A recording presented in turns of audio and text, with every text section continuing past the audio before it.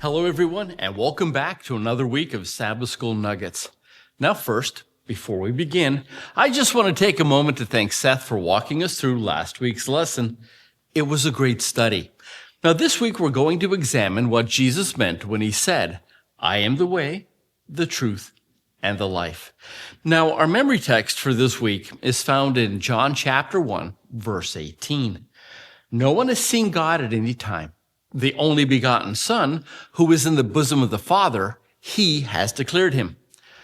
Sometimes I'll hear people argue that Jesus didn't come right out and say, "I am God." And the truth is, you will not find Jesus saying, "I am God" in the Bible. Those words are not in your English translation of the Bible. So why is that? It's because Jesus didn't speak English, he spoke Aramaic.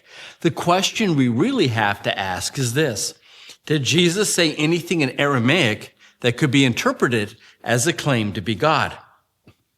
Is there something we can point to in the Bible that tells us that the Jews interpreted Jesus' words as a claim to be God? And the answer to that question is a resounding yes. Here's why I say that. Because every Jew back in Jesus' day had a name for God, a name that was so holy you could hardly dare to whisper it. It was so holy that before God told Moses his name, Moses had to take his shoes off because he was standing on holy ground. And the name? I am, the self-existing one, the Lord of heaven and earth. Nobody ever dared to refer to themselves by this name or title. Then along comes Jesus, and when they asked him who he was, get this, he said, "Before Abraham was," not before Moses. Oh no, go back further than that. "Before your father Abraham was, I am." Now, how do we know that Jesus was using this title, "I am," as a claim to be God? Because the Jews tried to stone him for claiming to be God. And he didn't do it just once. Oh no, he did it 5 more times. And each time he said, "I am," it was in reference to the symbols they knew that represented God. I am the bread. I am the light. I am the living water. The bread, the light, and the water all represented God.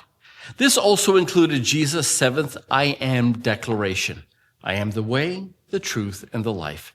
Now, I would like to suggest that Sunday's lesson reminds us of another I am. An I am that tells us more about who Jesus really was and what God is like, maybe more than any other I am statement there is. I am the servant of all. Okay, he didn't exactly phrase it that way, but when you think about it, it certainly fits.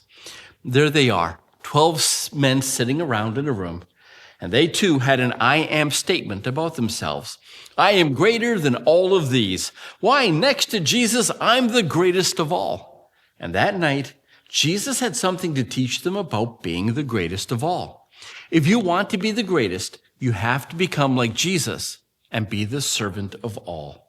So when people ask you what kind of Christian you are, do you respond with the most important of all or the servant of all?